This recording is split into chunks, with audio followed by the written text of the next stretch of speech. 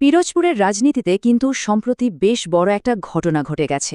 এমন একটা ঘটনা যা সেখানকার ক্ষমতার যে সমীকরণটা আছে সেটাকে একেবারে বদলে দিতে পারে। বলা যায় স্থানীয় রাজনীতির জন্য এটা এক নতুন অধ্যায়ের শুরু। কতজন জানেন? ২০০রও বেশি। ভাবুন একবার, এটা কিন্তু শুধু একটা সংখ্যা না, এটাকে বলা যেতে পারে একটা রাজনৈতিক ভূমিকম্পের মতো, যা একটা বড় দলের একেবারে গোড়া ধরে নাড়িয়ে দিয়েছে। তো আসল খবরটা কি? খবরটা হলো বাংলাদেশ জাতীয়তাবাদী দল মানে বিএনপির ২০০রও বেশি নেতাকর্মী, এবং এরা কিন্তু সাধারণ কর্মী না, অনেকেই বহু বছর ধরে দলের সঙ্গে ছিলেন। তারা সবাই মিলে একযোগে যোগ দিয়েছেন তাদের রাজনৈতিক প্রতিপক্ষ জামায়াতে ইসলামীতে। ব্যাপারটা বেশ বড়, তাই না? চলুন তাহলে আজকের এই পুরো বিষয়টাকে একটু ভেঙে দেখা যাক।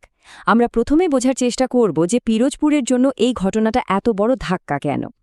তারপর দেখব ঠিক কিভাবে এই যোগদানের ঘটনাটা ঘটল, কারা ছিলেন এর পেছনে, মানে নেতৃত্বে কারা, জামায়াতি বা এই ব্যাপারে কি বলছে, আর সবশেষে এই সব কিছুর পর নতুন রাজনৈতিক সমীকরণটা ঠিক কোথায় গিয়ে দাঁড়াচ্ছে। আচ্ছা, তো প্রথমে আসা যাক একেবারে মূল পয়েন্টে। রাজনৈতিক বিশ্লেষকরা কিন্তু এই ঘটনাটাকে দুইভাবে দেখছেন। একদিকে বিএনপির জন্য এটা একটা বিরাট ধাক্কা, আর অন্যদিকে জামায়াতের জন্য একটা বড় অর্জন। প্রশ্ন হলো, কেন এটাকে এত বড় করে দেখা হচ্ছে? এই ঘটনার আসল প্রভাবটা বুঝতে হলে আমাদের একটু পেছনে ফিরে তাকাতে হবে, মানে পুরো দৃশ্যপটটা একবার দেখতে হবে। ঠিক কোথায় কিভাবে এই যোগদান পর্বটা হলো, চলুন সেটাই জেনে নেওয়া যাক। সময়টা ছিল ২৯শে জানুয়ারি, বৃহস্পতিবার সন্ধ্যা।